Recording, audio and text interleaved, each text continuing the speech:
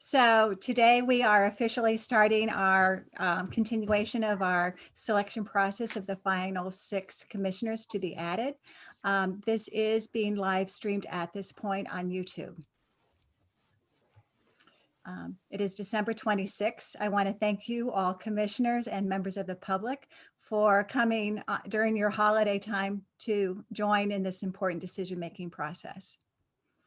Let me reemphasize that this meeting is being recorded. It will be posted at lacounty.gov/compub, COMPUB.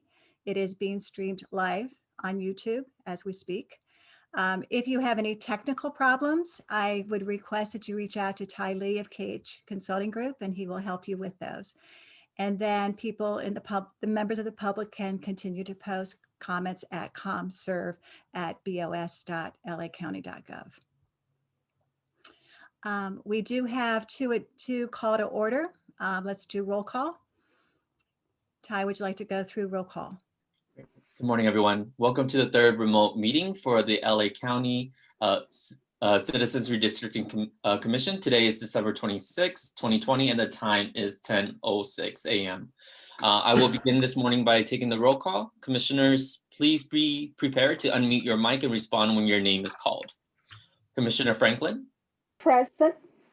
Commissioner Holtzman? Here. Commissioner Maeda? Present. Commissioner Obregon?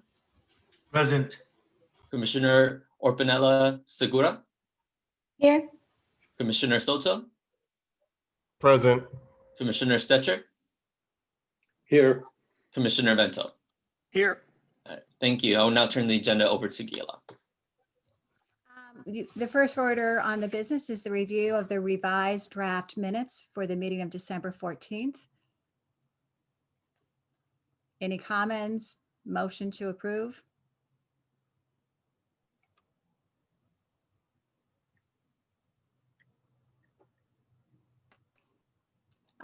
I see Commissioner Stetcher's hand up, followed by Commissioner Franklin. Commissioner Stetcher, you are on mute. There we go. Yes, I would move that we approve the revised minutes from the meeting on December 14th. Commissioner Franklin? I second it. I have a motion and a second. Any discussion? Commissioner Holtzman? I just want to thank the staff for making the corrections I had suggested, and thank the staff overall for their hard work in getting us prepared for this meeting today. Thank you very much. Shall we take roll call on these minutes? I will now take roll call. Commissioners, please be prepared to unmute your mic and respond when your name is called. Commissioner Franklin, how do you vote? Yes. Commissioner Holtzman? Yes. Commissioner Maeda? Yes. Commissioner Obregon? Yes. Commissioner Orpanella Segura? Yes. Commissioner Soto? Yes. Commissioner Stetcher? Yes. Commissioner Vento? Yes. Motion passes unanimously. Thank you very much. We have the December 21st minutes that have been prepared into the template of the county. Are you all prepared to discuss, review, approve, whatever?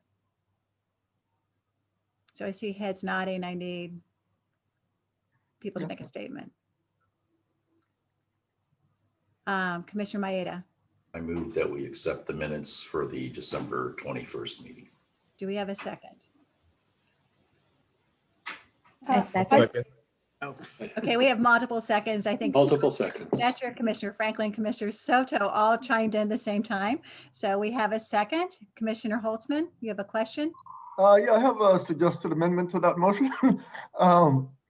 Because there's just one place I'd like to see a change in the minutes.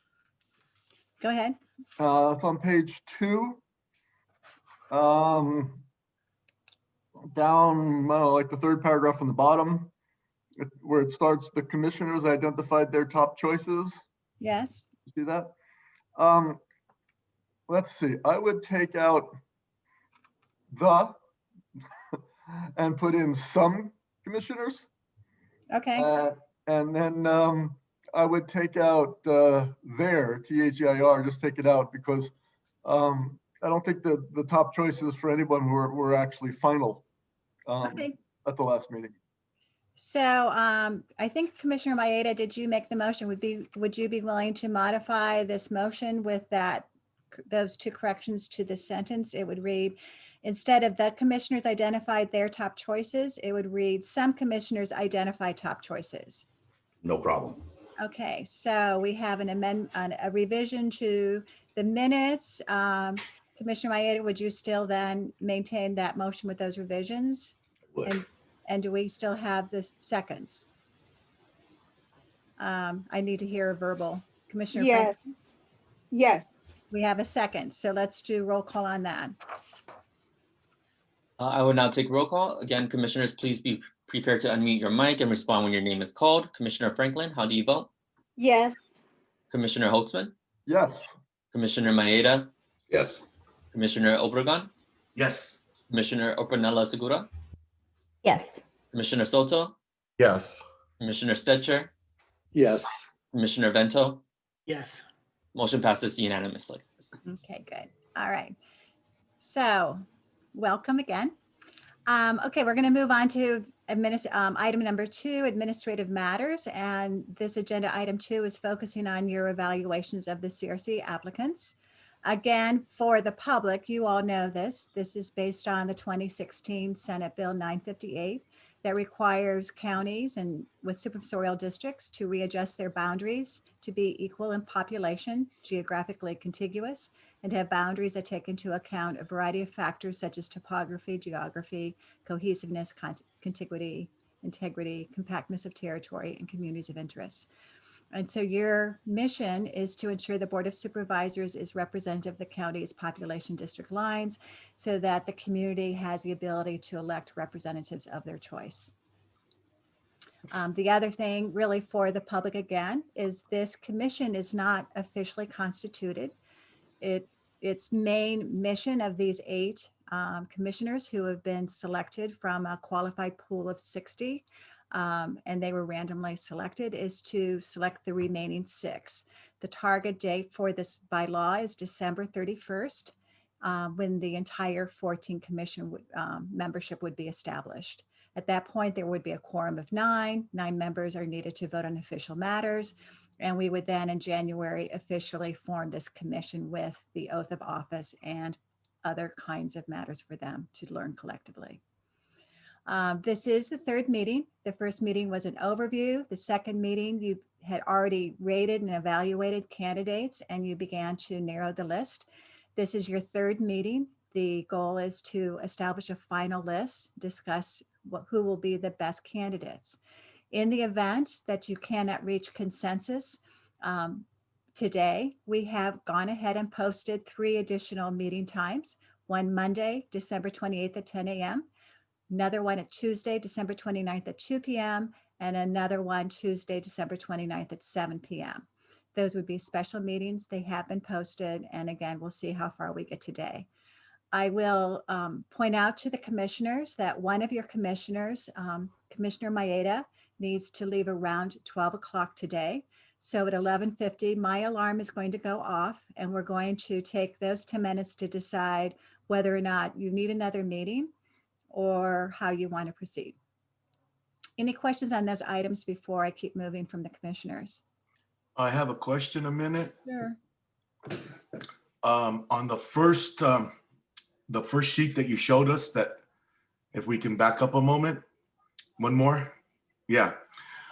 And maybe this meeting, we should discuss this when we have all the people here, but in every 10 years, each district is reasonably equal in population, geographic contiguous, boundaries take into account topography. And what was the standards before this? I kind of thought that was the assumption before 2016, that we would do it in that way. And were these like rules that were created for the going forward, which I think it is, but I guess I'm just surprised that those 3 bullets were not the key to how it used to be done. So Holly, I can take that, or would you like to take that question? Either I know way is Council. fine. Why don't you go ahead? Sure. Those bullets are reflective of what was done or the guidelines that were existing in the past. And they're just going to be carried over. The primary difference is that in the past, the Board of Supervisors is the one that did the redistricting. So, and at times the Board of Supervisors appointed, and it changed over time, but they appointed, most recently, they had an advisory redistricting commission. But the board was not bound to take the recommendation of that redistricting commission. It was advisory only. The board could change it. So really the primary difference this year is that it's an independent Citizens Redistricting Commission. It will set the boundaries. The board does not approve them. In fact, the commission will file them directly with the county registrar of voters, and it will take effect shortly after that. So it's really who has the decision-making power and whether it's advisory or final. Those three bullets are the same as they were last time, but there's a recognition that a different group may draw the lines differently.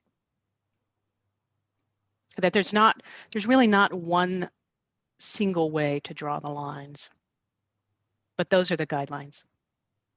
Yeah, I understood that. I was just kind of like reading that and saying, gee, didn't they take those things into consideration then? And so I guess they did, but I guess with the caveat of the supervisors being able to have their influence. And Commissioner Obregon, in the last 10 years ago, they did do public hearings. Our public hearings going forward, I think, will be particularly important to hear from communities of interest in terms of how they, their input before we get the census data, their input once we get the mapping, and then their input when you all come up with your options. Now, they did do that in the past, but again, it was just advisory in nature. Understood. Okay, so I'm going to keep moving if that's okay Please. with you. But I do think this is something, Holly, we should make sure all 14 commissioners we spend time on when they're all together. Okay, I do like to reinforce values. These are transparency, integrity, objectivity, and public engagement. This is an independent citizens commission, so all of these values are very key. Okay, this is the heart of our meeting today, to go over basically, you had winning it down to top 23 applicants. Within that, there was another subset. We have done GIS mapping, thanks to Ty, of the various applicants by zip code, which we'll go over with you. Your goal is for the applicants, your final selection to reflect Los Angeles County demographics and diversity. Of course, that's hard to do when you only have 14, so you're going to have to make some judgment call on some of the demographics. And then really identify next steps in the candidates. So here is what we have. And just for the public, the applications are available online at the Registrar-Recorder, and we are basing the demographics on the census data and information from the Registrar-Recorder.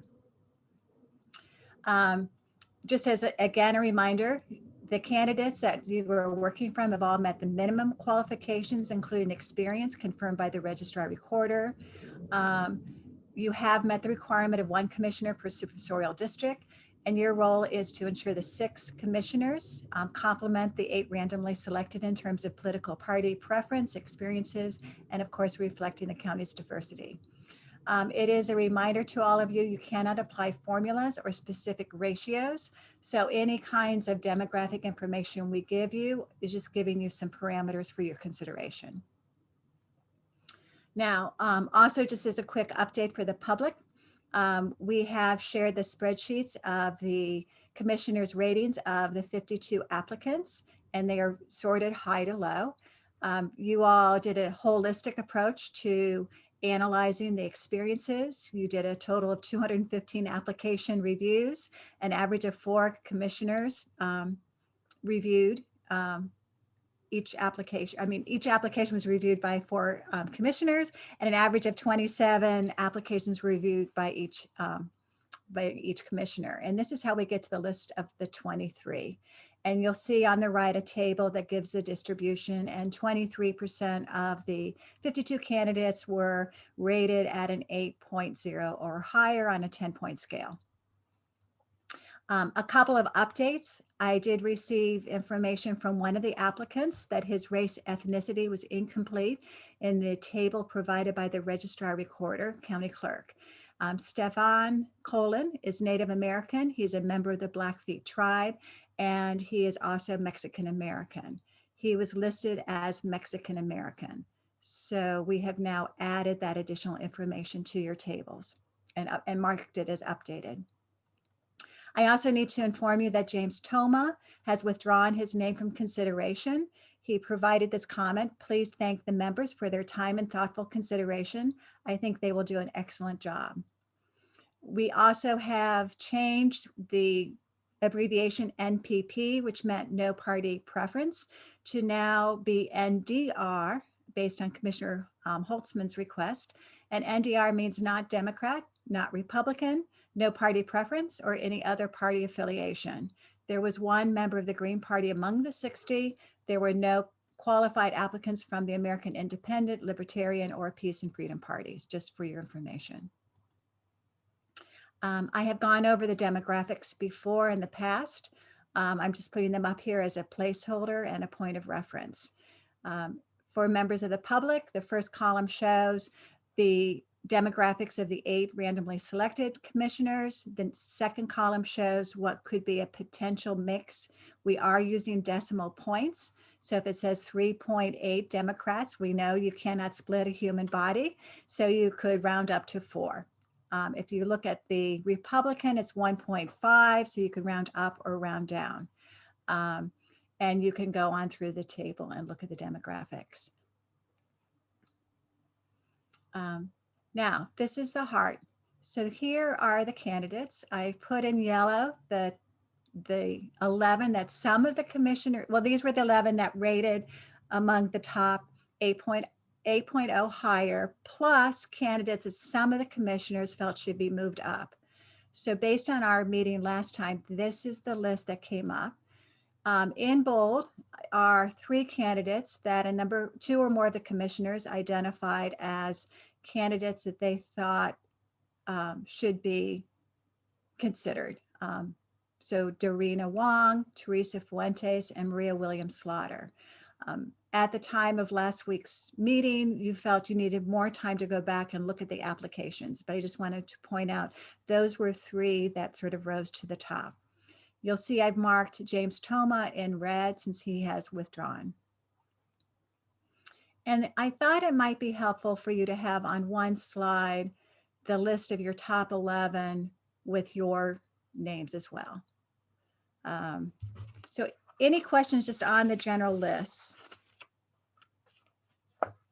Okay, I think it's important before we discuss, oh, just a second, Commissioner Bright. I was also going to say we're going to go through maps. So Commissioner Stetcher, any question on just the list in general?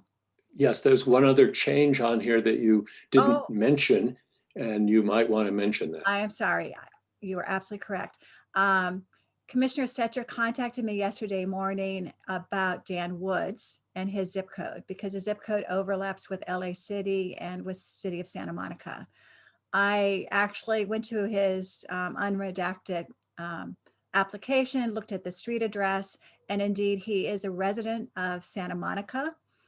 He and Commissioner Stetcher's houses are about 3 miles apart. Just so you do know, it is it's an overlap of the city as well as the zip code. Okay. Thank you for doing that research. Appreciate it. Oh, thank you. You are absolutely welcome.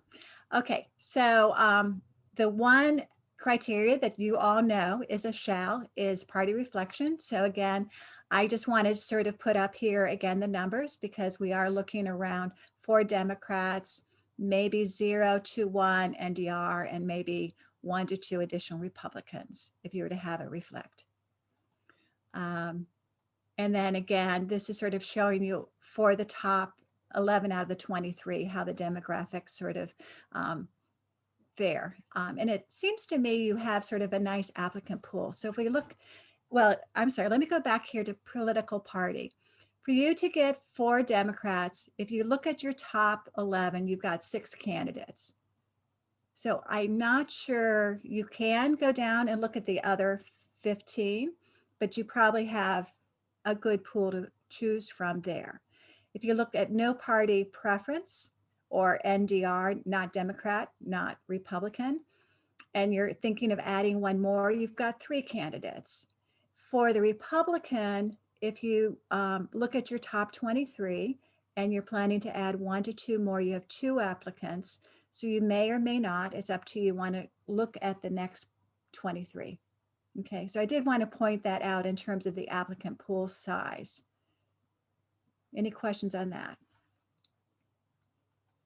I'm sorry, I'm trying to get through the background information so we can get into the heart. So I did the same type of thing here on the other demographics. If you look at gender, you could add up to 5 if you wanted to have a 50-50 split of male, female on your commission, similar to the LA County demographics. That would mean if you wanted 5, you have 7 to choose from. You could add another male. You could add more men if you wanted to, more males. You have 4. So again, you probably have a good applicant pool on gender. Age, similar. If we add up those 11, you will be able to probably find 8 that will be in that age range. I think age will be an easy one for you to fill regardless of who you pick. Ethnicity, you could add between 3 to 4 Latinos and you have an applicant pool of 5. In terms of white male, you could add, or white in general, you could add 1 more, you have 2. Asian, you could add 1 and you've got 2 choices.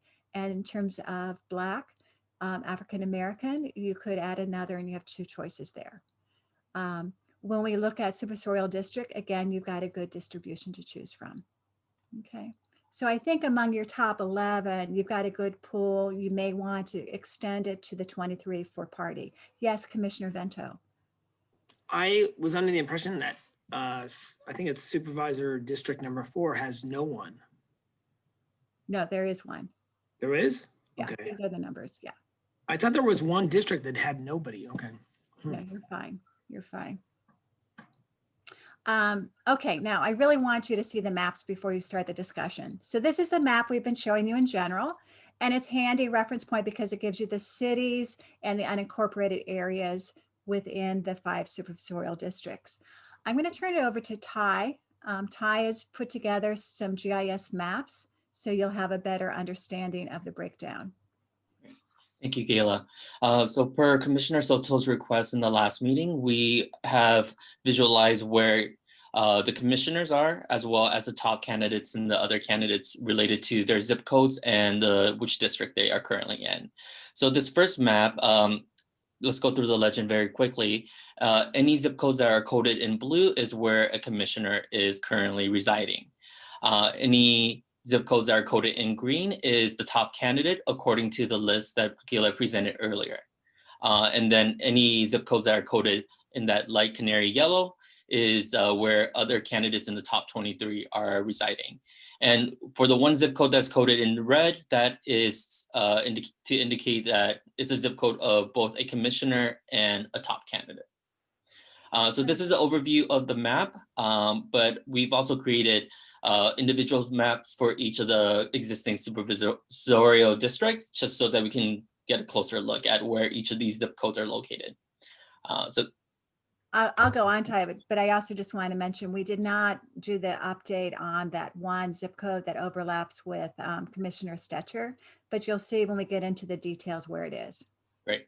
Yeah, so next slide. So we're going to go ahead and go with District 1 first. And so in District 1, we have Commissioner Obregon and Commissioner Orpanela Segura. Commissioner Obregon is located in the northwestern side of District 1, where it is coded blue. And then Commissioner Orpanela Segura is where the zip code is coded red. And this is because also the top candidate, Christopher Castaneda, is also located. The other top candidate, Saida Soto, is located where it's coded green, which is approximately below where both Commissioner Orpanela Segura and Christopher Castaneda's zip code. In terms of just seeing the range, you'll see that the zip codes on the left side of the district that is within the city of Los Angeles, and the furthest zip code to the right that has been coded is where James Toma is located, and that's in West Covina. But again, James Toma has withdrawn. And then we'll see where the other candidates are also located. But let's move on to District 2 for the sake of time. So in District 2, we have 2 commissioners listed, both Commissioner Franklin and Commissioner Maeda. It's worth noting that I believe Commissioner Franklin's zip code straddles multiple districts. So Commissioner Franklin has listed that she resides in District 2, but the zip code also, I believe, straddles District 4, which we'll see later on in the District 4 slide.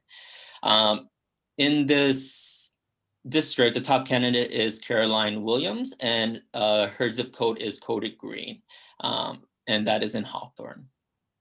Kayla, can you move on to just the next slide, please? And then in District 3, we have Commissioner Stetcher, again coded in the blue in Santa Monica. And then we have the top candidates, Margaret Milligan in the Pacific Palisades, Dorina Wong in Los Angeles, the zip code coded to the east side of this district, and then top candidate Dan Woods, who is located in Santa Monica. And then in terms of the range, you'll see the top of the district crawls into San Fernando Valley, and then the southern part of the district is Santa Monica area. Okay, and then District 4. In District 4, we have Commissioner Soto located in Downey. And again, this you'll see that Commissioner Franklin zip code straddles with District 4 here as well. The top candidate, Apollonio Morales, is located in Whittier, coded in green, and the other top candidate is Maria Williams Slaughter in Lakewood, which is adjacent to Commissioner Franklin's zip code. Okay, and District 5. In District 5, we have Commissioner Holtzman in Burbank, and then Commissioner Vento in Palmdale, which is closer to the Antelope Valley. And then the top candidates, we have 3 in this district, Teresa Fuentes in Altadena. A little bit further south is Priya Sridharan in South Pasadena. And then to the east is Mark Mendoza in Laverne. So those are the where the commissioners, the top candidates, and the other top candidates in the top 23 are currently located. So any questions on the maps before we go to public comment? Or anything else we've presented on these agenda items, just for points of clarification?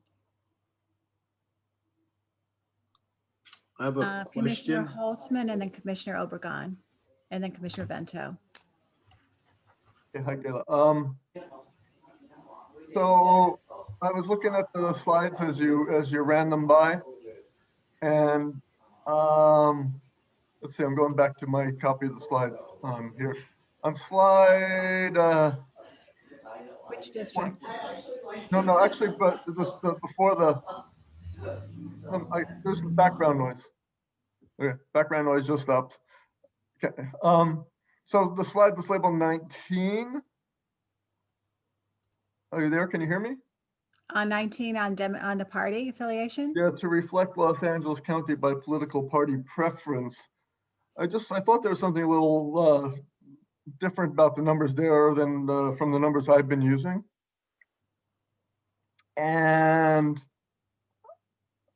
I would like to point out that by my calculations, the Democrat registration represents 52.4% of the LA registrants. And the NDR is 30.4 instead of 26. And the Republican is 17.2%. So that would probably affect the other parts of that table. So again, with 14, we're looking at a range and rounding. So when I looked at your numbers, the distribution is about the same. Ours is based on the records from the data provided by the Registrar-Recorder. Yes, that was mine. So I do think we're still looking at between 3 to 4 Democrats. We're looking at possibly, even with the 30%, adding another NDR. And then with your 17%, it actually would round down. I saw yours was a 1.4 for Republican. But again, I think we're looking at ranges. So I can certainly, when we do a summary, include your numbers as well. Yeah, but let's get those population numbers right in the LA pop column.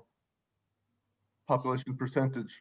It's actually should be percent of registrants, not of population anyway, but It is based on voter registration, my calculations. Commissioner Stetcher.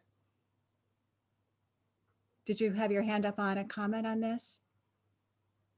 Okay. Why don't I do this in the interest of time? I meant to. anyway, okay. Let me just do this so that, I don't have the ability to go into that table, but let me just sort of add, hold on here. Let me just sort of add a text box here if this would help, David, and I'll do it in red. So the numbers you have, and I will have to adjust it so it shows up is 52.4, 30.4%, and 17.2%. And I'll Yeah. just put them right here and I'll clean this up later, but you Okay. can all have this then as a reference point. Okay. And then recalculate the if reflecting. I think the ranges were about the same when I looked at all your numbers. Do you want that updated right now? Well, I think maybe we can. Let me take a look. Gonna look at my spreadsheet from last time. Yeah. So yeah, I had 7.34, 4.26, and 2.40. Okay. For the if reflecting the county. Whoops. Right. So I'll just put those numbers right here so you have them. Again, we can't split human bodies. Right. Okay. Yes, I'm going to take Commissioner Stetcher's because I think your question is pertaining to Commissioner Holtzman, but I do know we have 2 other people also who want to make comment. Well, my question actually pertains to the accuracy of either set of numbers. By putting his Commissioner Holtzman's calculations here, are you? You muted yourself again. Hold your space bar down. No, I'm not No? space barring it. No. All All right, right. by putting these numbers in, which one are we acknowledging is correct? I will go through and I will confirm the numbers again with the voter registration. I think it's really a matter if you round up or round down. So if you reflect, the 14 reflect LA County, you are going to have between 7 to 8 Democrats. You're going to have probably around 4 who are NDR, and you're going to probably have, if you round down on David's number, 2 Republicans. If you want to round up, you could have 3 Republicans. Again, it's 14. So I think we're still talking about the same order of magnitude. Yes, I agree. But it is a little disconcerting if we don't have something as obvious as the number of registered voters in the county on a particular date. If we can't agree on what that is, then it troubles me a bit.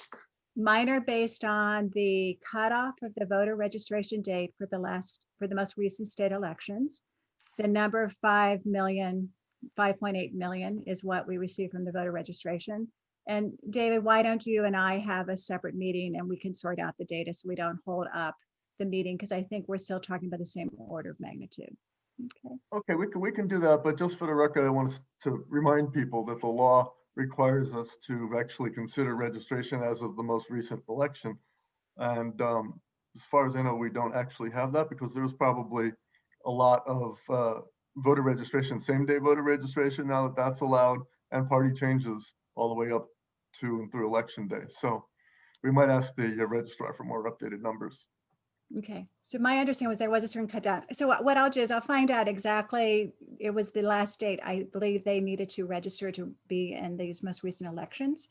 But why don't we sort out those numbers separately, okay? I had down next was Commissioner Obregon. You had a question, followed by Commissioner Vento. Commissioner Obregon, do you still have a question? I'm sorry, did I miss something? I noticed your hand was, I had three hands. No, I reached for something on my desk. Okay, so And I'll I keep was moving. organizing. Okay, Commissioner Vento, you had a question? Yeah, no, not a question. I just wanted to say thank you to Ty for those maps, because I think that visual really helps me out in terms of seeing people and looking at locations and selection. So that detailed analysis, I really appreciate whoever did that. I just wanted to say thank you very much. No problem at all. Are there any other questions on the maps? Or anything else for the content? Commissioner Soto. I'd also like to thank Ty for producing those maps. They're great. And they help visually just to put those zip code numbers and a little bit abstract, and then just in a graphic form just makes it so much easier to quickly review.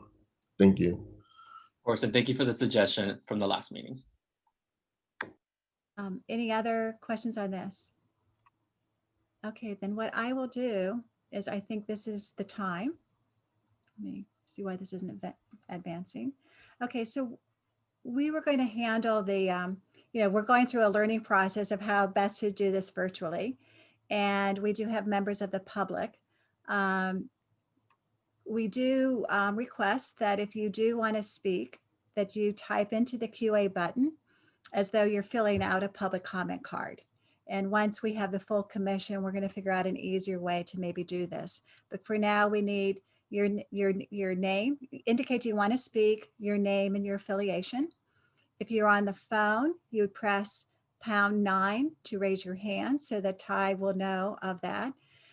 Again, in the interest of time, we are limiting it to 1 minute. If you do not wish to speak, you can enter your comment into Q&A at this time. Again, give your name, affiliation, and what public comment you would like to have read aloud. That public comment being read aloud would also be limited to 1 minute. So with that, Ty, do we have any public comments? Yes, we have one interested. So Larry Harris, I will promote you to become a panelist so you can share your mic and your video if you are comfortable with that.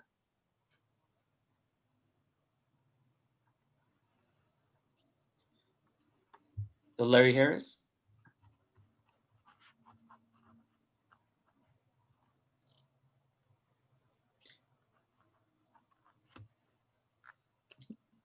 Yep. So you are currently still on mute. So please unmute yourself. There we go. Thank you. Thank you for this opportunity to speak to you. I am among your candidates and only wanted to draw your attention to one issue.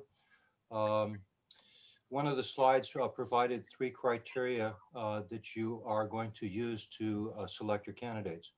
The criteria were political party affiliation, experience, and then the third one was demographic characteristics, age, sex, or preference, and race, and so forth. As I see the deliberations so far as they've organized, they have focused primarily on the first and third And seconds criteria, left. and not so much to the middle criteria. And I just suggest to you the importance of making sure that you have adequate expertise, not necessarily me, but from other people as well. Okay, Doc. Mr. Good luck Harris, to you. your and- time is up.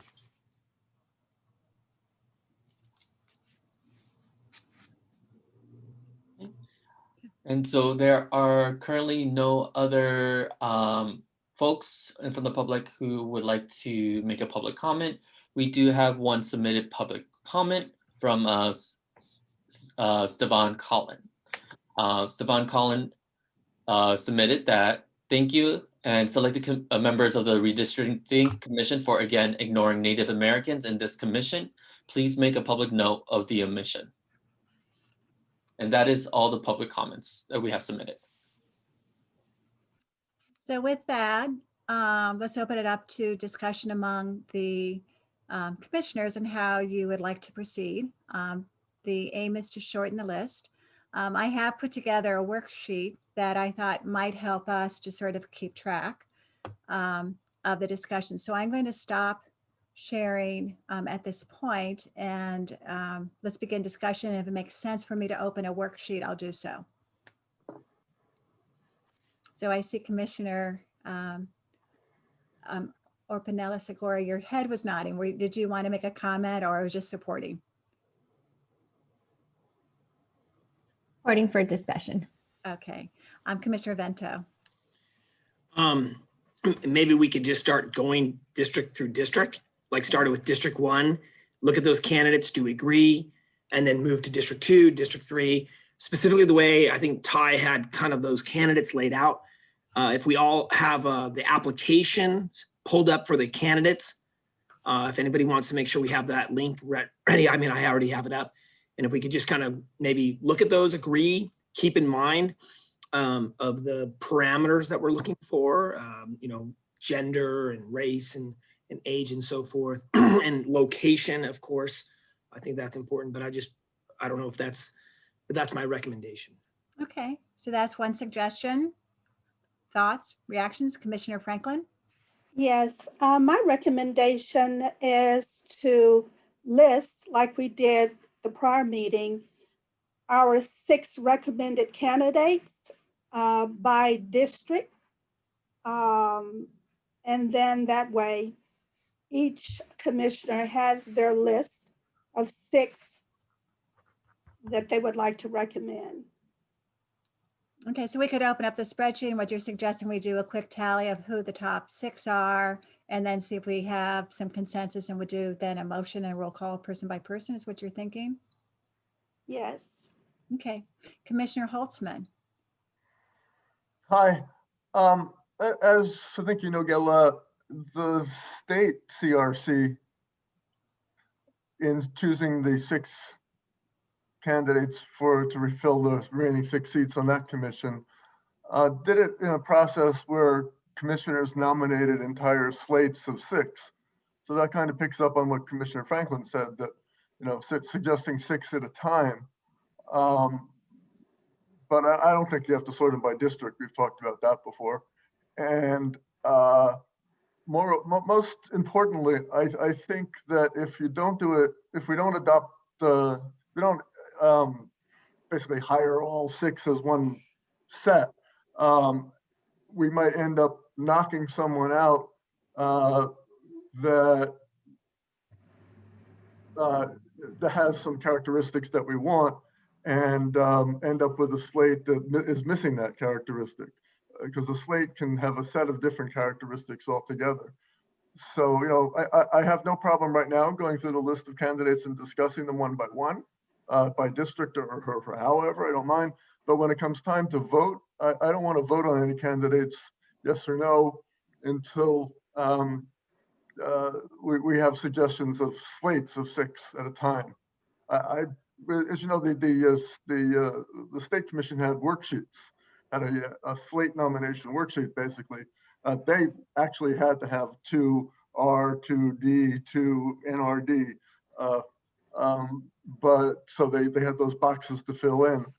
But I think we really would be best if, but you know, the votes we take are only on slates, not on individuals. Holly, do you want to make any comment on it? Because my understanding is we could do a slate, or you had mentioned when they do the final roll call, they'd have to still do person by person or not? Actually, they have discretion. If you want to decide by slate only, and it's either all or none, then we just do a roll call for the slate. Or if you want to go the individual approach, then we do a roll call for each candidate. Commissioner Vento, then Commissioner Spetcher.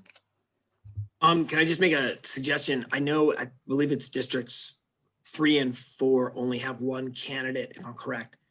So maybe as a starting point, we look at those so that all the districts if we pick district 3 and 4 first, I'm just throwing this out there, and look at someone from that district, then at least every district has 2.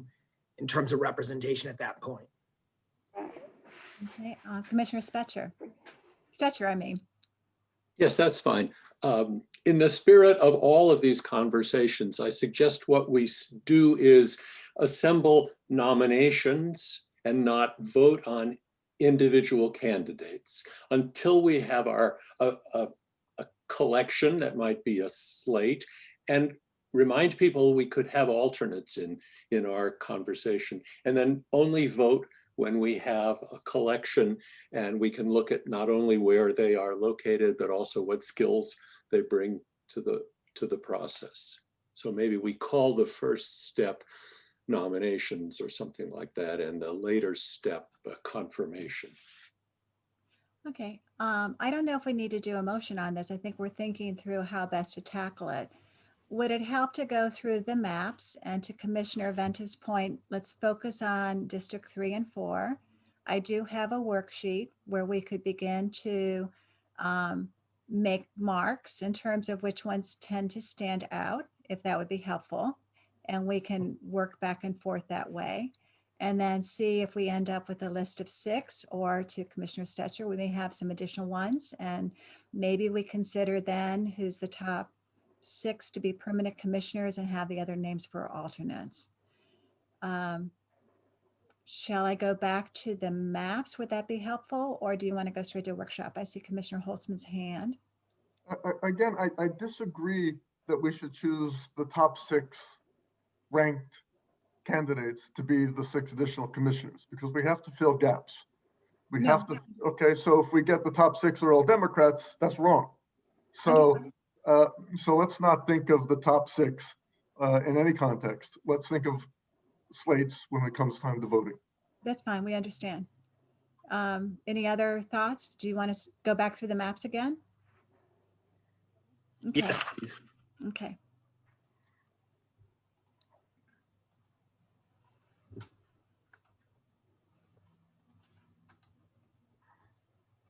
I'm sorry, it's taking a while to load. Let me go back to the.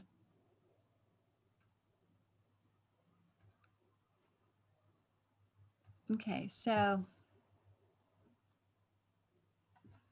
you see, I tried to push it to go fast and we ended up going too fast. Okay, so this is the overall map.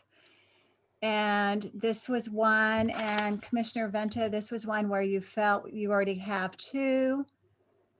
Why don't you discuss this just in general of observations that you all see with this map? And we'll go through district by district.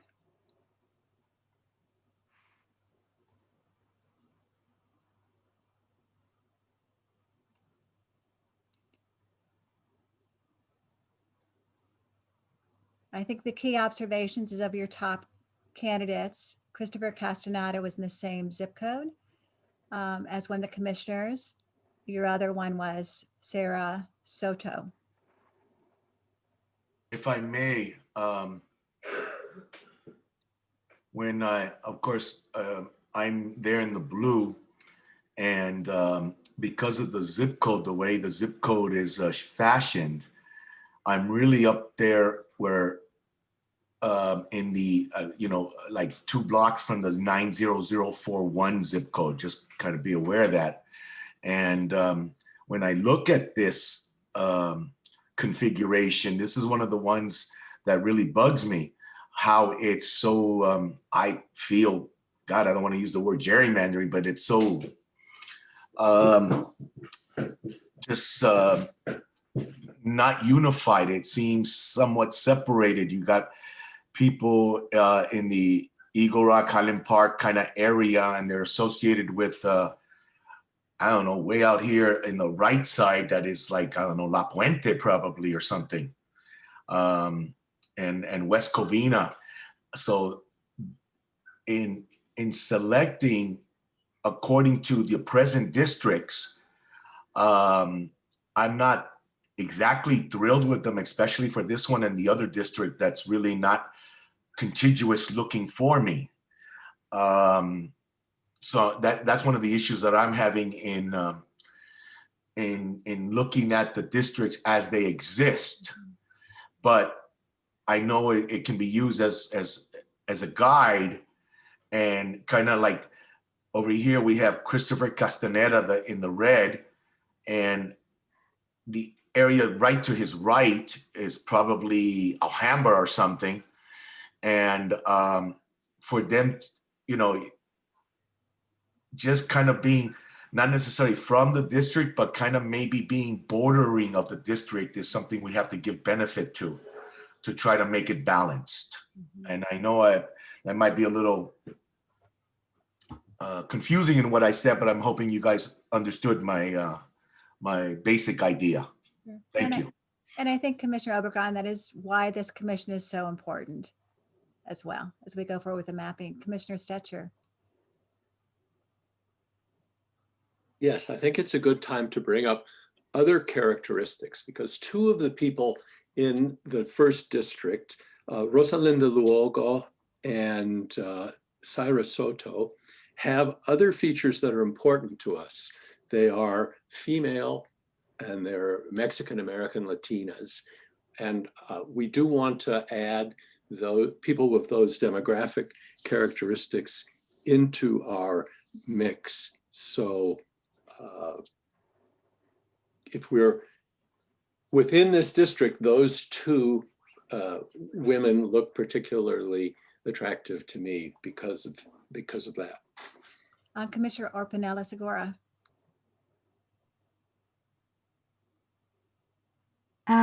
Syra Soto, I have noted, what I found interesting about her background was that she works for the Children's Defense Fund. So she's focused on intergenerational child poverty. So I think having that lens is unique, and we don't have someone with that particular background. In addition to what Commissioner Setcher said, she's also a woman and a minority. I also found that Christopher Castaneda's background was valuable, given that he's worked with GIS and mapping. So I think that would bring value to the commission. Okay. Commissioner Maeda. In the interest of pursuing Commissioner Stetcher's comment, which I agree with, that we should nominate folks, I would go forward and nominate Cyrus Soto as one of the candidates we ought to seriously consider adding as part of the six. In addition, just a comment to Commissioner Obregon as well as Commissioner Vento, I think it is useful to look at districts and to see where the zip codes are of our candidates that we're considering. But I definitely do not want to be locked into the idea that we need to balance the number, the 6 additional commissioners with respect to the districts, because I agree. I actually initially had that perspective as well, but I agree with, I think it was Commissioner Holtzman who pointed out that we're supposed to draw the districts. And as Commissioner Obregon pointed out, we may not draw it this way. We may draw it differently. So it's a good idea to seek geographic diversity of representation, but we shouldn't be locking into the current districts and ensure there's balance necessarily among the current districts. Okay, Commissioner Orpanella Segura. I would be supportive of nominating Syra Soto. Okay, so I'm making a note of these names and then we'll go to a worksheet and we'll look at them collectively. If it's okay, I'm going to go on to District 2.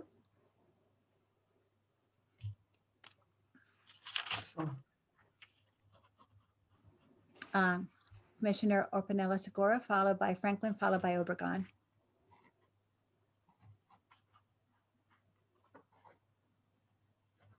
Okay, in the interest of time, is it okay to just indicate a nomination? I would be supportive of nominating Carolyn Williams for her background.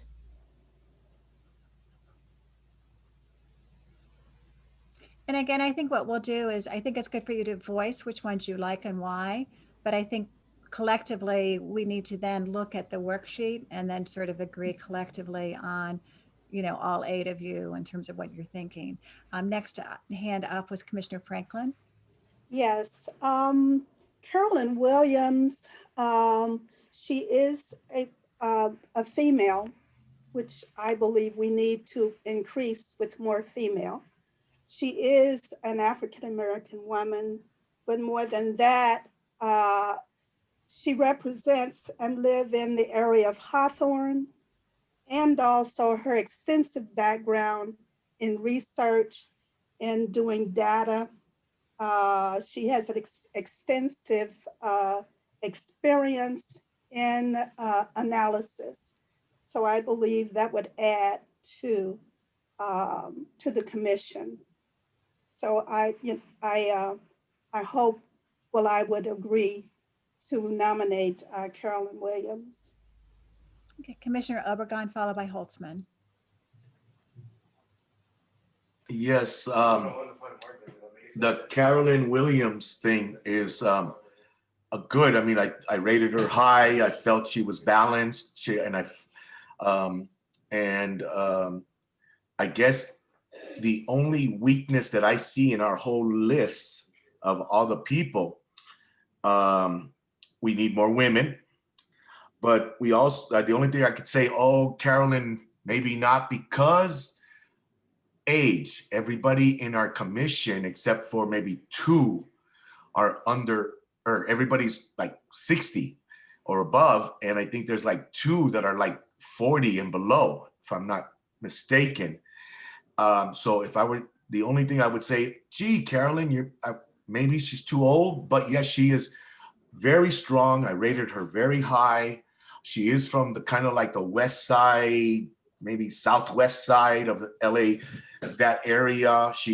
The way the districts are drawn, we can kind of look at her as being border with the other district to the left there. Long Beach's kind of area, and continued west side idea. So the only thing against her for me is her age, because I would like to see younger people. That's all. Okay. Commissioner Holtzman, your hand was up next, and then Franklin. Thank you, Gil. I would like to state at the outset, probably should have stated before, that between last meeting and this meeting, I have had the time to evaluate numerous additional candidates, all the top 23 and some more. Wanted to point out that the week before the last meeting we had, I didn't really have the time to do any more evaluations than of the candidates I was assigned. So the initial evaluations were kind of underweighted for my opinion.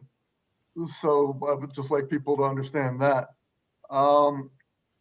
And having said that, now that I've had the chance to evaluate more candidates, I'd love to go back to District 1 before we move on to show you which candidates on District 1 I thought are particularly good.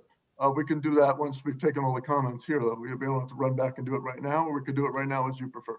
Why don't we go through all 5 districts, and then let's go to the list of the candidates, and then why don't you add comments on other districts at that point? Would that work in the interest of time? Well, can you back? Yeah, I think we have plenty of time. Let's back up to District 1 so I can have a look at the list and tell you which of those people I would think are particularly worthwhile for inclusion on slates. They would be Christopher Castaneda, Molly Green, and Mona Field. Those are all candidates that I don't want to, I don't want them to be knocked from consideration at this point, because I think no one will be at this point. This is just discussion of it. But you're making a list of people's Sure. top choices here, and I want those on the list. Okay. Commissioner Franklin. Yes, Commissioner Obregon, I respect his remarks regarding age and so forth, but looking at Carolyn Williams and her location, and I do understand the commission will redraw us, the districts and the lines and so forth. But in District 2 and the makeup of District 2, right now, I, as a commissioner, border District 2 and District 4, all right? But looking at District 2,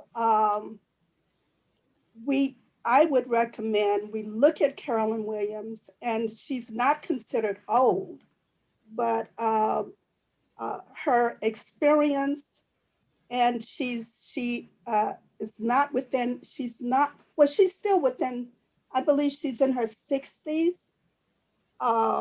which is not old. But her experience, she is African American and District 2. We have a lot of community advocates that is viewing what we're doing, and it is noted right now, District 2 really needs representation. Keeping in mind, I do know that we're going to redraw the lines and so forth, but I believe we need to look at Carolyn Williams and her residents living in the city of Hawthorne. Commissioner Obregon? No doubt. I did not mean that, because I rated her a 10. And so, you know, she was one, you know, all around strong, organized, organizational development, community involvement. I mean, I saw all that in her. Whoa, I was amazed. She was hands down. We need people under 40 is my only caveat. And yeah, that's the only, I think we're old heavy. And you know, when I say old, everybody's, like I said, 60 or above. We have I think we had 2 of the 8 that are under 40. Yeah. And well, that's the weakness for me. Not that Carolyn is not ideal, believe me. Right now, I'd probably say, let's pick Carolyn. I will. But in going forward, maybe we got to think of age and getting some of the youngins, if they're available, a thought. Yes, of course. And That's on all, my that's list, all I'm saying. yes, on my list, I do have recommendations for representation of candidates within their 40s. So I would suggest that we move forward and go through the other districts, because as I give my names, there are more representation within the middle age groups. Okay. Commissioner Holtzman's hand is up, followed by Maeda. Thank you, Gail. I'd just like to add one more candidate to the list of outstanding candidates from District 1, and that's Sarah Eastwood. I rated her a 10 on the first round. For some reason, she didn't make it to the top 23, but I still think she's outstanding, would make a great contribution to our commission, partly because she's, you know, a metro writer, queer, renter, and of mixed race. Okay. Commissioner Maeda. Commissioner Obregon, I don't know whether you've heard, but 60 is the new 30. But more seriously, this is the reason why I think we should consider voting in a slate rather than individual candidates, because I think you will find that there will be other candidates who can complement or can address the age issue. But at this point, I certainly would, you know, second or third or whatever the nomination of Carolyn Williams. Okay, I'm going to go on to District 3 then, which is the one Commissioner Vento pointed out has only 1 member on the commission currently. Commissioner Stetcher, you're on mute. Unmute, there we go. Can I take this moment to say to those people who are listening in that we have a slate of incredibly talented people to choose from. And there are many people I would love to have on the commission who we cannot select. We have people who have backgrounds in redistricting, who have been involved in this process, who have legal training that would be extremely helpful, but we can't select them all because of other characteristics. And I would just say to everyone who's listening, if you are or are not selected, don't take that as an indication of some negative response on our part. I'd love to have 15 people join us based on talent. Thank you. Commissioner Holtzman. Hi, Gail. I'm feeling rushed at this point, and I didn't get a chance to look at the District 2 names and tell you which ones I thought were particularly good. I thought we might collectively go through that whole list if you're just keeping it in mind. I am sort of making a list to make sure we don't leave any out, but I want to make sure you know, all of you, that when we put up the worksheet, that's when we'll really make sure we capture all the names. So Commissioner Holtzman, do you want me to make a special note right now? Yeah, as long as other people are making special notes. Sure. Yeah, I would agree with Carolyn Williams. This is particularly good, but also Lawrence Harris, who we just heard from, I think, and Elizabeth Johnson play a role in possible slates that I have put together. So Okay. Lawrence Harris and Elizabeth Johnson for sure. Okay. I think Commissioner Holtzman, it was very helpful for you to point out an individual that was not on the 23 to be added. Because right now, as far as I know, all of these are still on the list. So thank you for that. Okay, moving to 3. We have a comment from Commissioner Stetcher, comments from many others. Commissioner Maeda, followed by Orpanella Segura. As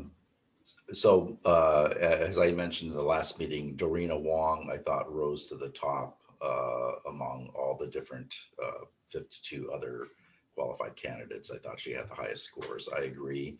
I would nominate her, and I think she would also add geographic diversity within this district. Commissioner Orpanella Segura. Yes, I think in the previous meeting, several of the commissioners had strong remarks about Dorina Wong, so I would be supportive of her as well. Okay. Other commissioner comments? Commissioner Vento?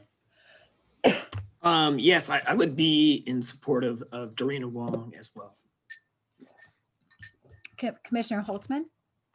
I thought Dan Woods was particularly good, and he's Republican. We might need more Republicans. So please, let's keep him in mind. Any other comments on District 3? I did, I think that's probably good for now. Commissioner Obregon? Again, age, and my comment on her was really all around strong. I felt that way also. Who is And her? So for clarification, who is her? Oh, Dorina Wong. I'm sorry, we were talking about her. I did feel very strongly. So here's my conundrum. I'd be hesitant to pick Charlotte and Doreen because they're both over 60 and both have all the good what we are looking for. And so I'm hoping to find some sort of way that we can get 1 or 2 more people under 40 on the commission of the 6 that we're selecting. I don't want, but we definitely need more women, and we need because there's 6 men, and so we need more women, and we need, I think under 40 is a number line that I'm using. So there'd be my conundrum between those. If I had to say both of those and on a slate, I might not say that's a good slate, because in a slate situation, they're competing with each other, and I want somebody under 40, hopefully, or 45. I'm not being stuck on the age thing, but I want to get some younger generational. The one person, one of the commissioners mentioned, the 27-year-old who rode the MTA bus. I didn't, I don't know if I saw it. I don't know if she had high education or any of that kind of stuff to support her, but I understand that we might not want to use the qualifications of education and community involvement and those kinds of things, because the younger than 40 often aren't that oriented yet, and you tend to do that more later. Okay, so I'm sorry for rambling, and those were my comments. So Commissioner Obregon, I think it will help when we see the whole worksheet and we can look at the distribution across the various factors you raised. So hold that thought. Commissioner Vento. Yes, I guess the only thing I'm beating on is age. I'd like to see some younger people. Okay, I Commissioner think that's Vento. it. Oh, I'm sorry. Commissioner Vento's hand was next. Yes, I also just wanted to point it out. I mean, I agree with Commissioner Holtzman that we definitely need another Republican. And I know Dan Wood tends to live right next to Brian. But I also just wanted to put in that Tim Forrest might be someone for us to consider if we look at his location where he's representing in that area. So I just want to make a notation about that. Okay. Were there any other commissioner hands up? Commissioner Orpanella-Segura? You're okay. Okay. Why don't we go on to District 4? Comments and observations on this one. Commissioner Franklin? Now, I would like to recommend Apollonia Morales. He is 42 and he's in District 4.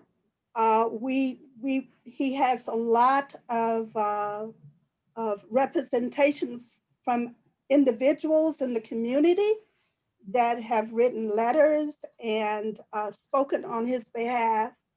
And his affiliation with the community, I think, would weigh very heavily in support of him. But again, he is Mexican-American and he is 42. I also would like to recommend as well, Stephen Collins. Stephen Collins is a Native American and he is also in District 4.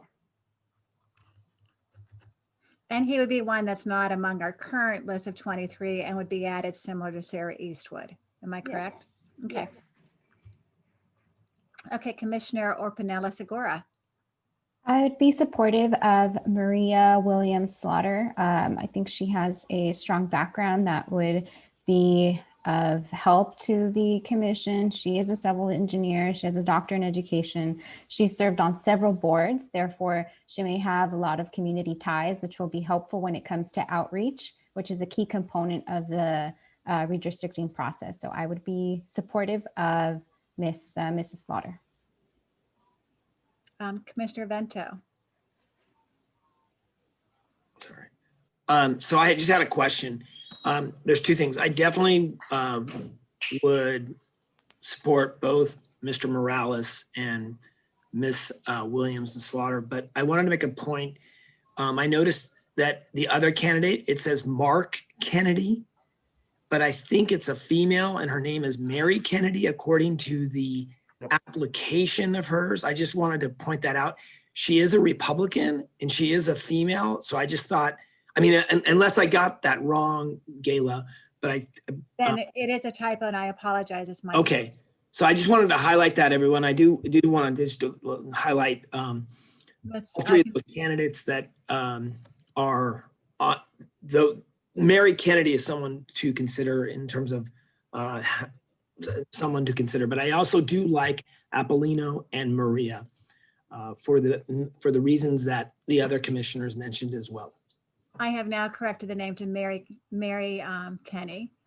And actually, I should correct it in the box as well.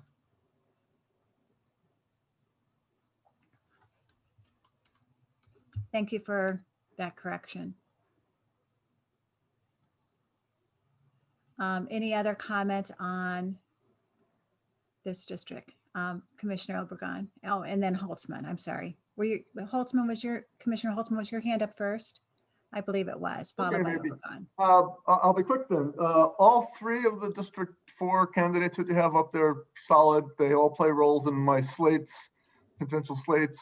And Mary Kenny, I would definitely want to make sure that she's considered as one of my top candidates because, again, she's a Republican as well. And she's also worked for the East West Bank, which gives her experience with the Asian community. So let's not, let's keep her in mind. Okay. Commissioner Obregon.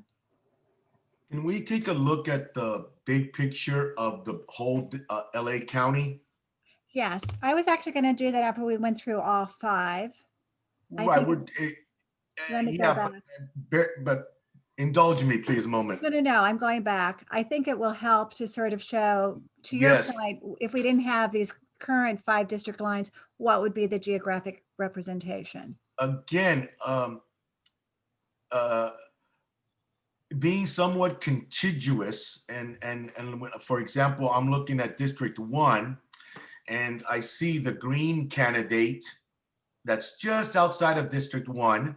That's in District 5. And I'm not sure who that might be. Oh, and I'm looking at District 5. So if somebody could help me there to use that bottom green next to the red. Okay, Who is that? I can show you. Hold on.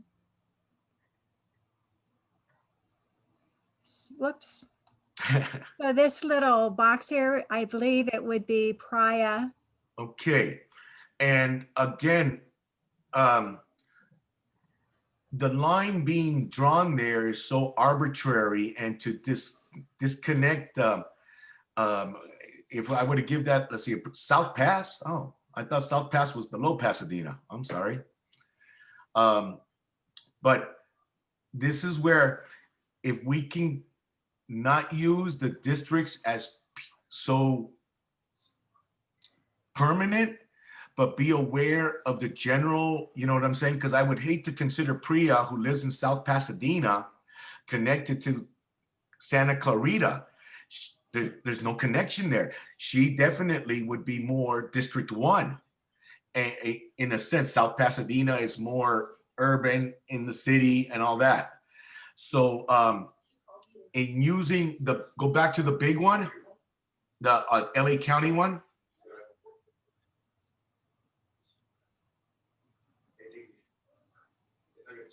There you go.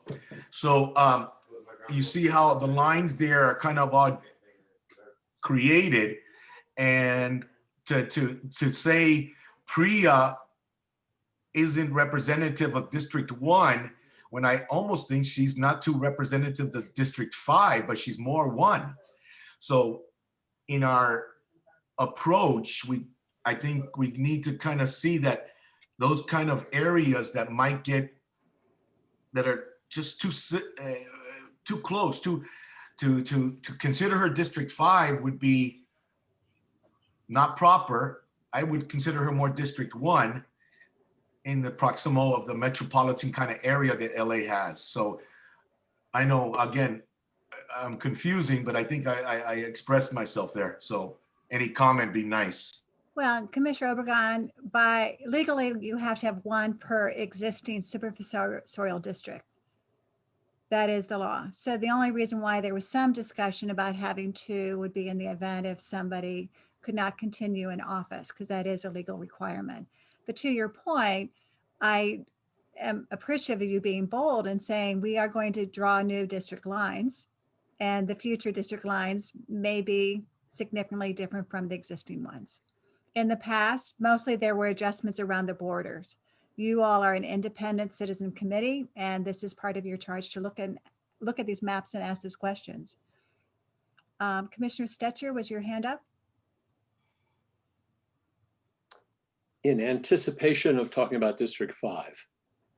So when we get Okay, to 5. so we should go back to 5.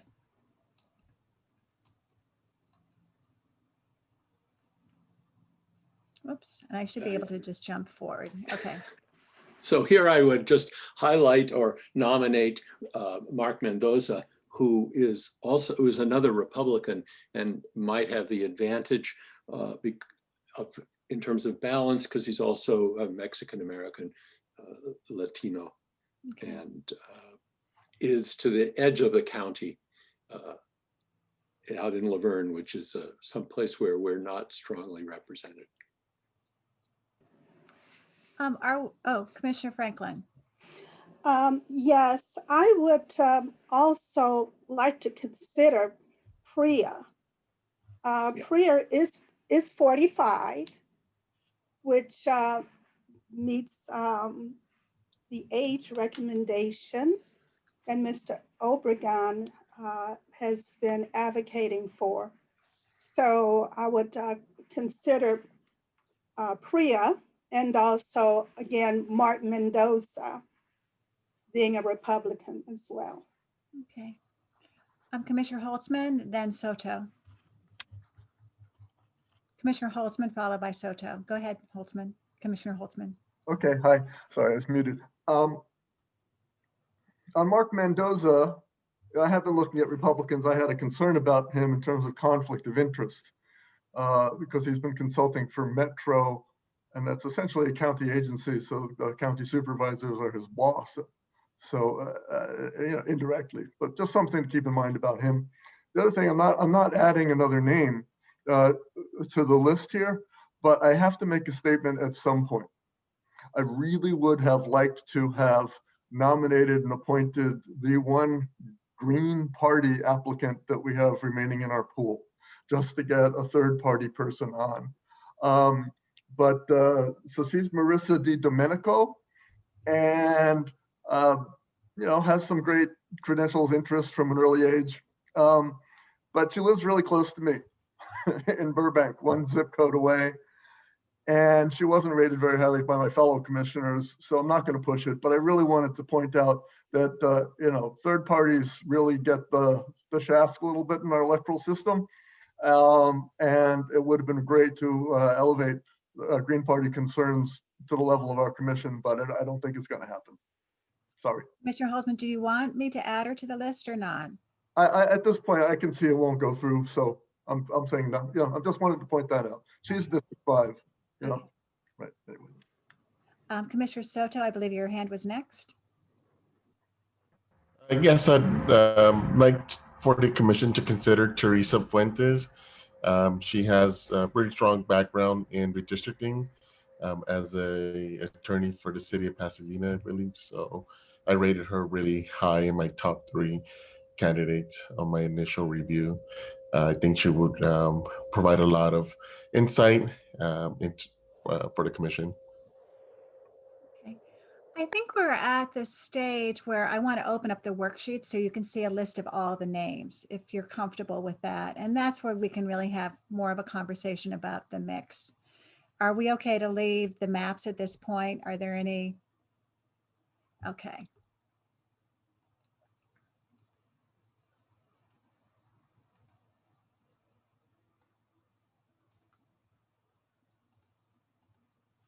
So what I've done is I've put together a little worksheet. Maybe I can make it a little bit bigger for you all here.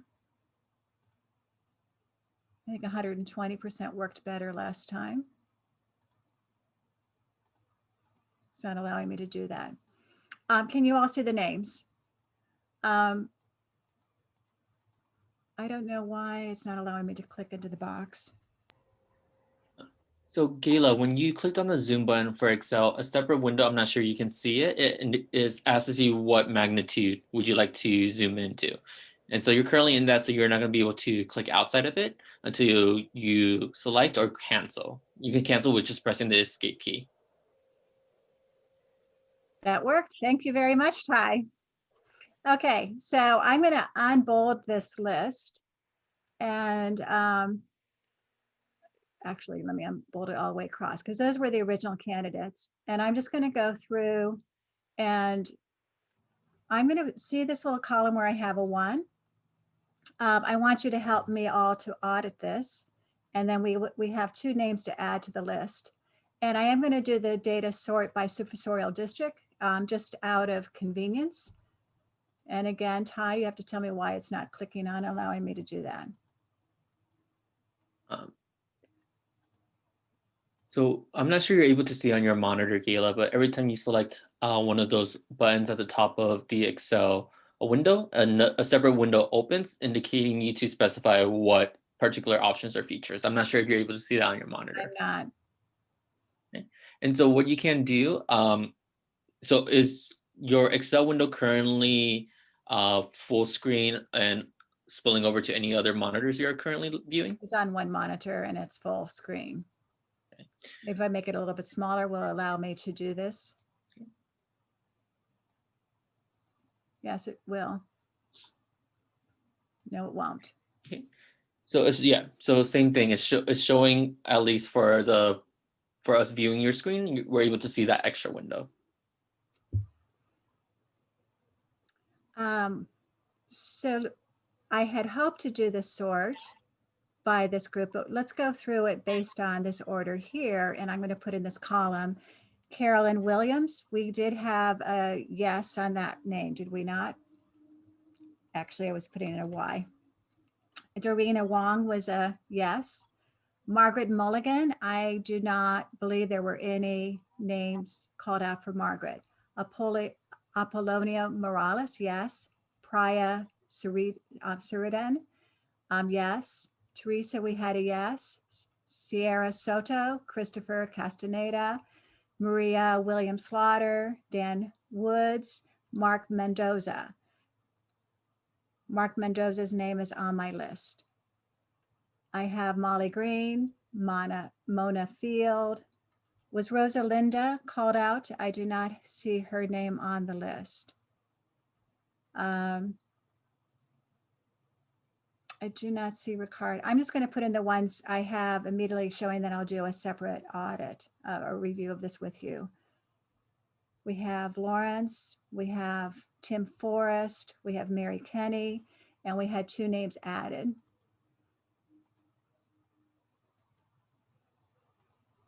And so one of them would have been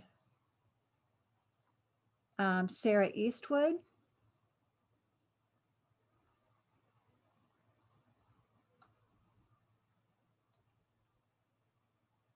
Oh, here's Sarah Eastwood here. So let me copy her over. Are you all able to follow my worksheet? And let me just move this over here.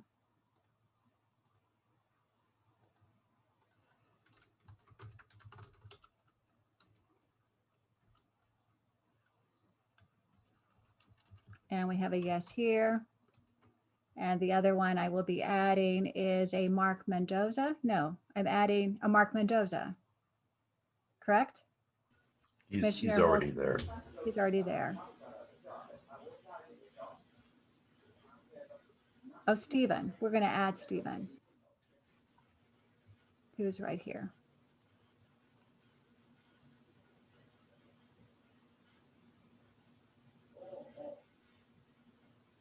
And my columns aren't the exact same size, so give me a second while I fix this.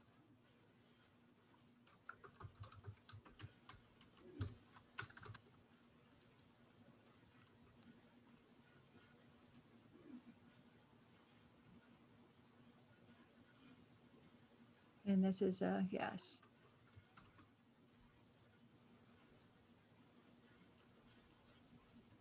So we now have a list of yeses. Am I missing anyone that we talked about? I can take this name off the list. Am I missing anyone from Commissioner Maeda?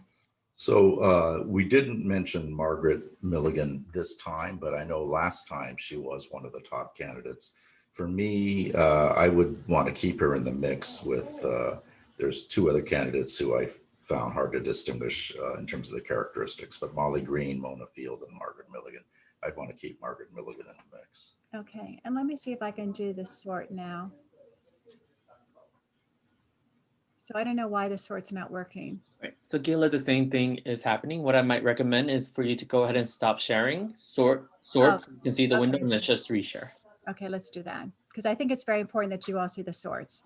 While I'm doing that, I'll sort by supervisorial district, knowing that the lines may be very different, but that's how you've been talking about them. Shall I then do it by party, then by gender? Does that work for everyone? Sure. Okay. Let me do that. And can I Can you- talk while you're sorting? Absolutely. I was going to say that it seems pretty clear to me that we cannot make a final decision in the next 26 or 30 minutes. And we should think about how we want to proceed.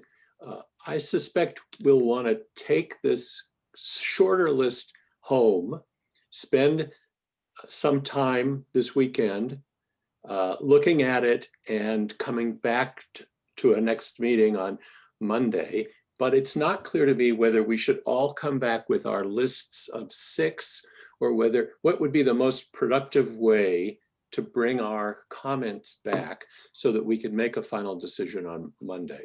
I don't know, and I wonder if any of the other commissioners has a suggestion. I'm going to do one more sort because I realized I did not sort first by the yeses. So that will help you even further. And I apologize for that. This should be L. Yeah, I do think we need to set aside the time to figure out the next steps.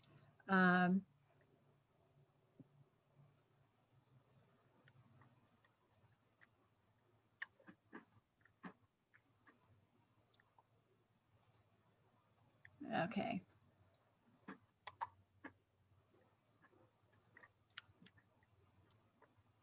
Okay, now we can do it. I see Commissioner Maeda hand is up. So with regards to Commissioner Stetter's request for ideas, here's one that we all come up with who we think our top candidates are, or slates with some explanation. And we send them in to you, and then you provide them to us ahead of the meeting. And so we can all see what each other's thinking is, and maybe there'd be towards a consensus, tinkering around the edges. But I would say the slate of 6 plus 3 alternates with comments. I'd be happy. We'd be happy to do that staff work. Commissioner Franklin. Yes, I was hoping that we could make our recommendations and vote today. However, I do have my slate, which has not changed going through the process. So it's the same. But the only thing that I did not add was recommendations for the alternates.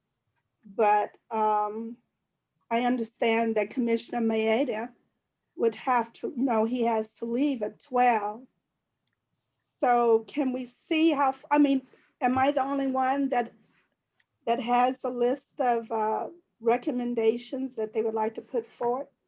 Commissioner Orpanella-Segura. If I'm recalling that there were some candidates that we had somewhat of consensus for. So my suggestion would be, if there are candidates that we can all agree on, we set those aside and then take time to review any numbers that we haven't filled. Okay, so let's look at the screen now with the better sort. That may help, and then we'll return to this conversation. This is now sorted by all those that you said yes, and I can tell you how many we have now.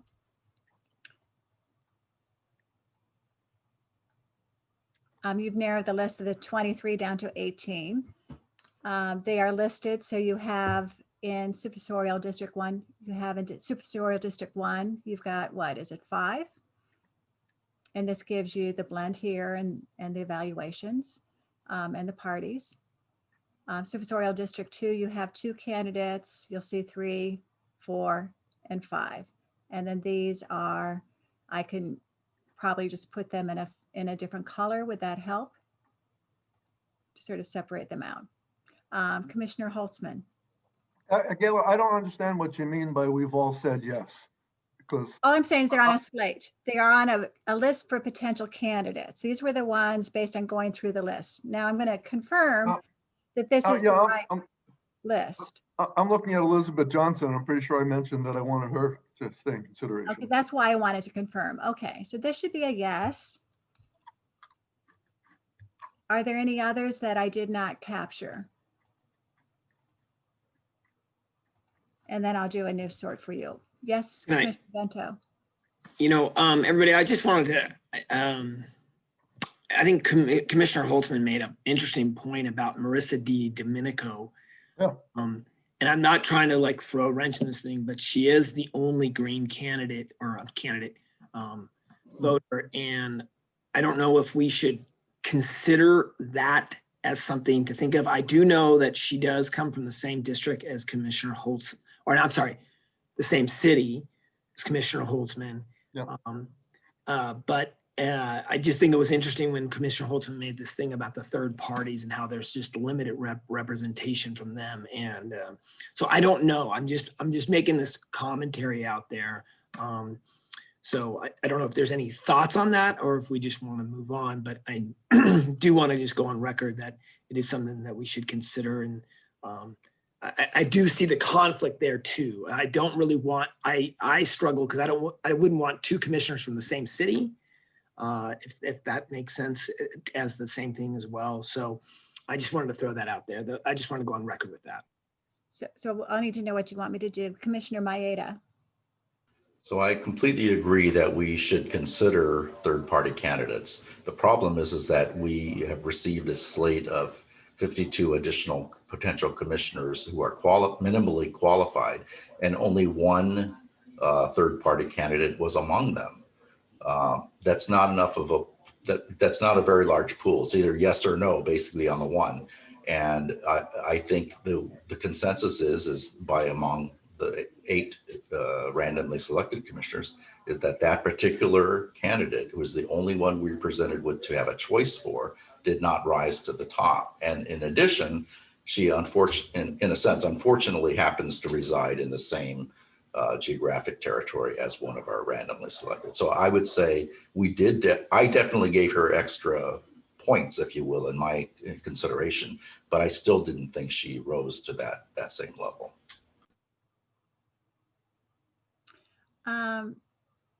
So now that we see the list, and again, I can turn off the screen and do the sort so we can move Elizabeth's name up with the others. We have a suggestion. We're at 11:42 that each of you individually, I will send you this worksheet. Come back with who you think would be a slate. I'm happy then to compile that information for a meeting on Monday at 10 a.m. to continue this discussion. Commissioner Holtzman, followed by Commissioner Stetcher. So I think it would be a great idea if you prepared like a worksheet with 6 entries for slate that commissioners could fill in and send back to you, or we could do it free form.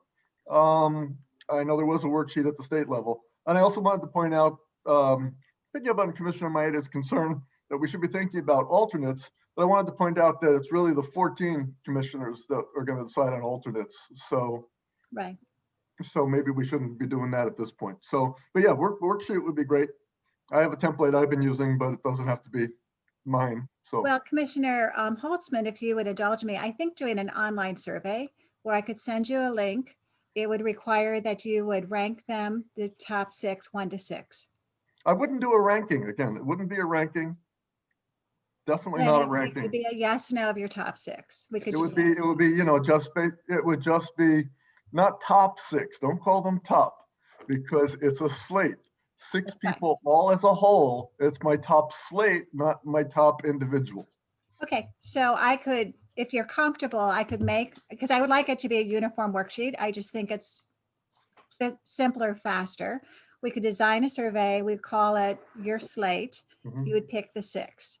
And it would be great if we could nominate 1 or 2 each, 2 or 3 even, or maybe not. All right, Stetcher, no. I see your head no. shaking. All right, let's start with 1 each. Okay, Okay, cheers. so after Holtzman, I had seen Commissioner Stetcher's hand, then Maeda.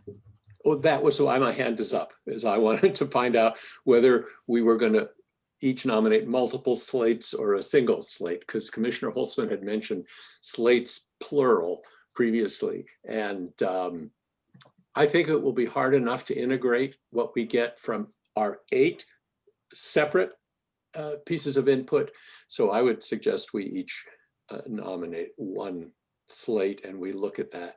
And in your poll, would you please include the demographics, like what's in this table, so that we can see district, gender, party, ethnicity I'll as see we're. what I could do. I can put Yeah. the table in the front end.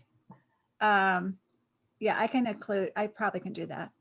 Okay, And a thank you. space for comments for each candidate, perhaps, just to show what Okay. we're thinking. Commissioner Maeda, I think your Yeah. hand was up. So definitely a place for comments. But in addition, as to the alternate issue, I understand that the 14 are going to decide about alternates, but I think it would be useful, as Gayla had mentioned, if we could provide some input to the other 6, because they're not going to have had all the background. So I would like to be able to recommend 3 or so, or however many additional potential alternates. I could certainly add that option. It may be, if I may suggest, useful if we come up with initial slate. And I am suspecting there are going to be some that may have commonality across the majority of you, and there are going to be some that you need more discussion. It's possible through that discussion, it'll be clear in terms of who should be part of the commission, and then these others might become part of the alternates. So I'd encourage you to focus on the slate. That's fine. I agree. That makes sense. I think you have enough to do. Any other comments? Yes, Commissioner Stetcher. We need to assign this task to ourselves to be completed rapidly. So let's agree on what the completion time needs to be tomorrow, so that you can assemble it before, and we need to decide which of our alternate dates we're going to use for the next meeting. Right. So the next meeting will be Monday at 10 a.m. This is sort of a 24-hour turnaround request. I mean, I will design the survey. I will get it out to you as expeditiously as I can.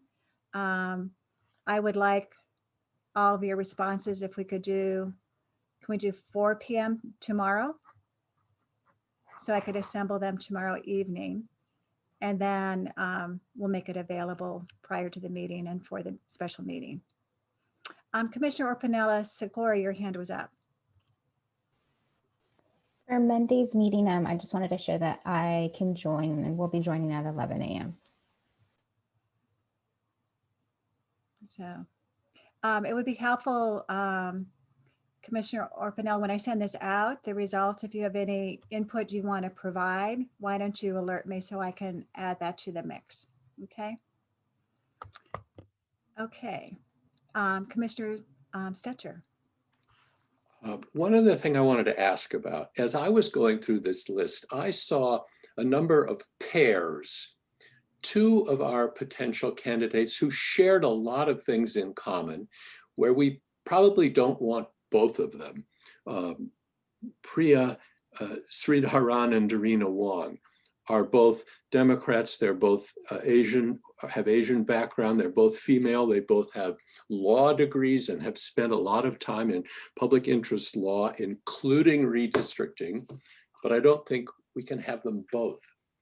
I was thinking in my mind that that might be a way we have a commissioner and a potential alternate. But did anybody else notice this phenomenon and have thought about what they will do with it when they recommend their slate? Because if one of those women isn't on but the other one is, I would be quite comfortable.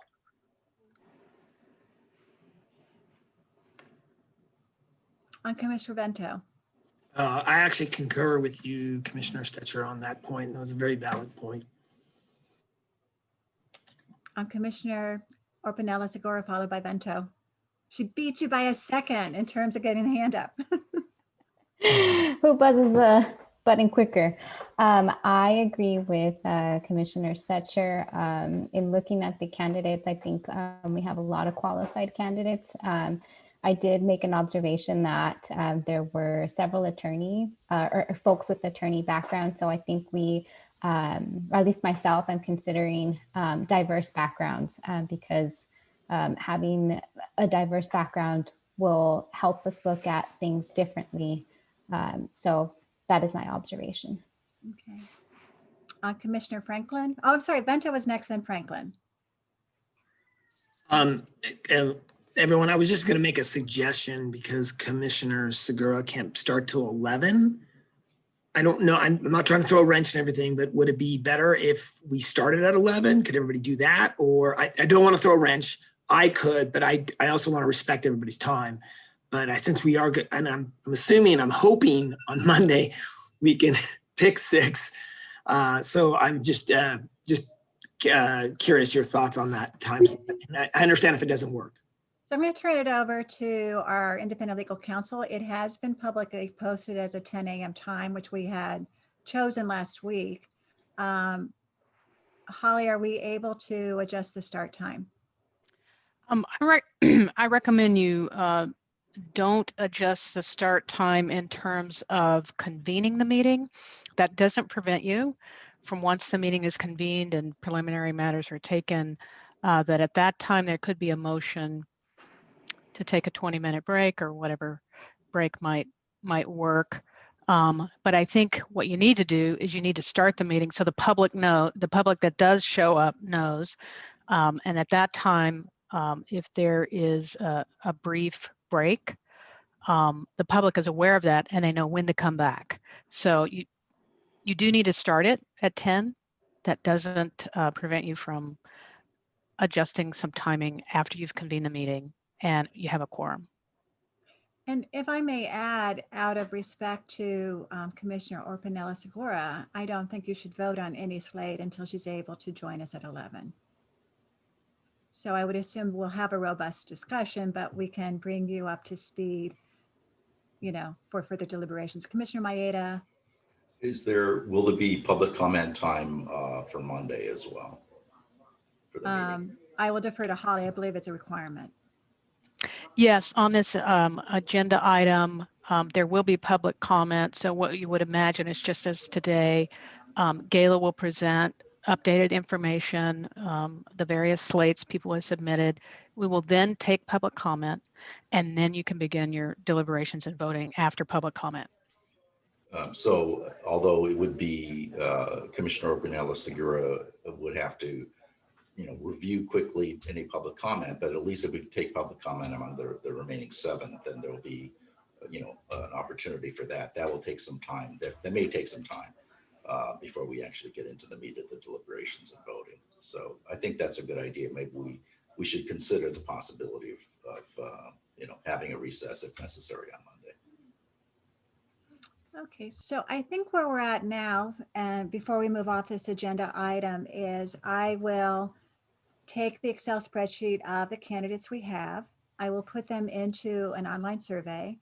I will provide an overview of the demographics so you have it as an easy reference point. But each of you are to come up with your top slate of 6. And I will add a section for comments. I'll get that out to you today. I will need the results by 4 o'clock tomorrow, so so I can do the analysis for the meeting the next day. We will continue with the planned meeting Monday at 10 o'clock. And we will take the public, I'll go over, present what I have found. Commissioner Orpanella, along with the rest of you, will have the PowerPoint, so you'll see the analysis ahead of time. And then we'll wait till after 11 before finalizing any slate. Did I capture the instructions? Okay. So if it's okay with you, I'm going to proceed on with the next portion of the meetings, and we can aim for the 12 o'clock wrap up.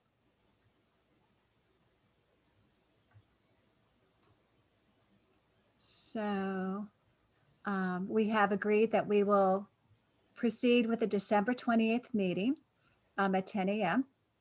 I will keep this list of suggested actions to take once and only once you have a slate. So I will skip that. I've gone over the milestones in the past. In the interest of time, I'm not going to repeat them. They're visually displayed here. You'll be oriented to them all when we have all 14 commissioners. The independent legal counsel, Holly, and I decided that we're going to forego miscellaneous public comments today. For special meetings, the Brown Act does not require that you receive public comment for matters not on the agenda. And given the amount of time you all have had to spend on this in a very expeditious way during the holidays, we did not want to impose any further on the commissioners. But with that in mind, do any commissioners have matters not posted to be placed on future agenda? Yes, Commissioner Holtzman. You are on mute. Yay, I'm on mute. Okay, now I'm not on mute. Thank you. I have two. And the first one is in response to a public comment we received partly, and I think it's a good idea. I would like to have it's about the indigenous people, the Native Americans, and I would like to have a land acknowledgement at the beginning of each of our meetings to acknowledge that Los Angeles County is drawn on top of historical homelands for several Indian tribes. They do land acknowledgements now at where I went to law school at UCLA. And if you'd like, I could put something together in that regard. Or maybe somebody else wants to do it, but I think that would be a good idea. So that's one of my suggestions, and to add to the agenda. And the other is I'd like to at some point talk about what abbreviation or acronym we'll use for this commission to distinguish us from the other CRC, the statewide CRC. So maybe we could agendize that as well. Okay. And those two items, if you're comfortable, Commissioner Holtzman, would come up in January when we have the full commission. Well, we And can do the land acknowledgement. well, what I would very much take you up on your offer for suggested language, and then we can have our independent legal counsel review it as well. Oh, okay. But There you go. you don't want it taken up at the Monday meeting, do you, with our focus on the slate? At some point, we should be doing that at every meeting, but that's fine. That's fine. We can wait till January. But if you provide some language, we can certainly look it over, and we can certainly incorporate a slide at the introduction of it. But I think before we make it an official part of every meeting, we need all 14 commissioners to vote on it. Oh, I see what you're saying. Okay. Any other matters not posted? Seeing no hands raised, we are adjourned, and the stopping time is noon. Woo! So thank you very much. Thank you, everyone. Thank you.